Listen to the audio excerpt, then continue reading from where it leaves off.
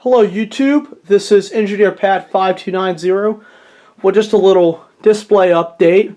As you can see, I have rearranged my stuff here on the shelf, and this is one of the newest pieces. This is actually a display stand. Now this piece I did not actually cut. It was a piece of engineering board a friend of mine gave me that had already had the beveled cuts on it, which looked very, very nice. And here I have my Canadian National F7 dummy on my right, and my dad's old Santa Fe red and silver C30-7 by Bachmann. This engine I conformed to a dummy because the motor in it just wore out, but it's a very sharp looking unit for its age, and I just figured, you know, go ahead and have it linked together. So I had nailed two pieces of my dad's old Atlas track with some tacks and joined the track together and then put the units on it. It was really simple to do, and that's one of the projects I like doing. And of course everything else is the same as you've seen it. And of course I built this today. It's a display stand for a couple of my die-cast cars. And now this one here, I actually did not have to do a lot of cutting for this project. I had two pieces of 2x4. I trimmed one of them to match the height.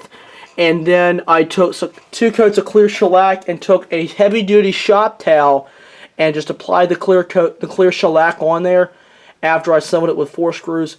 And it's, I forget the brand, but it sets fast and it dries fast. But I gave it a coat, sanded it lightly with 100 grit sandpaper, then put another coat on it, lightly sanded it again, and I was finished. So got the display stand for that. Now here's one of the newest ones I did the other night too. Now this is yet another piece of engineering board. You don't stain engineering board. You could probably paint it, but it really wouldn't look good. But here I have my CP rail F7 dummy. I got this from a local museum. And of course my Amtrak Genesis unit, P42DC by Athearn. It's very nicely detailed. And as you can see, I cut it, matched it on both the sides, and did pretty much the same thing. Didn't have to do a lot of cutting, but for the engineering board I had to sand it because it was really, really nasty. I took my vibrating sander and literally sanded that entire piece. Got out a little bit of paint, lots of, there was an oil spot on the bottom. A lot of that came up with the sander on the underside. But plus I even beveled the edges with a piece of 60 grit sandpaper. I did take a couple 2x4s and cut them the same height, cut the board, put 4 screws in it, and of course screwed the track down with 3 screws. So that's that, and plus I put a few of my cars underneath. These 3 are Christmas ornaments, and this truck here was a kit. It's a bank actually. As you can see, I actually hand painted this one. I was probably, oh, I don't know, maybe 10 years old. But it looks good. And a couple other die-cast trucks over there. But this is sort of like the over and under. You get to see 2 trains and maybe a truck and a car. Or better yet, 2 locomotives and 2 trucks. So that's the way that looks. It looks really, really, really nice, as you can see. I definitely love that Santa Fe. I used to run it, but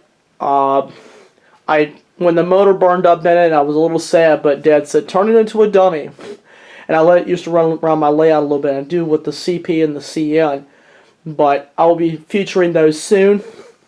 And of course, you're probably wondering what these are. They're bookends. I took 2 pieces of 2x4.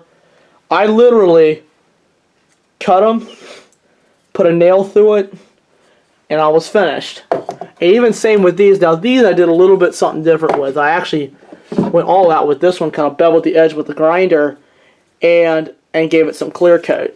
I use these when I have multiple books. When I don't have an end, I can just nail 2 of them together and you're finished.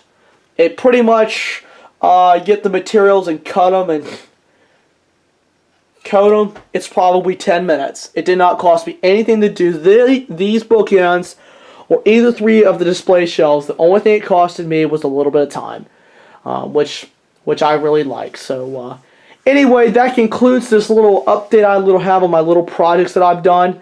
If you have any questions, please leave me a comment in the description box, and I'll be glad to answer your comments.